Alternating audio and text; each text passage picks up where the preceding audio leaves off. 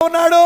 లోకము నిన్ను ఎంత తక్కువనిగా చేయని, లోకము నిన్ను ఎంతైనా తృణీకరించని, లోకము నిన్ను గురించి కాని మాటలన్నా పలకనే, కానీ దేవుడు యేసుకు ఏమి చేశాడో అదే దేవుడు ఆయన వధువుకు అదే కార్యాన్ని చేయగలడు. హల్లెలూయా. ఈయన నా ప్రియ కుమారుడు, ఈయన యందు నివసించుటకు నేను ఇష్టపడుతున్నానన్నాడు ఆయన. అదే దేవుడు ఈ రోజున ఈమె నా ప్రియ వధువు, ఈమె యందు నివసించుటకు నేను ఇష్టపడుతున్నాను.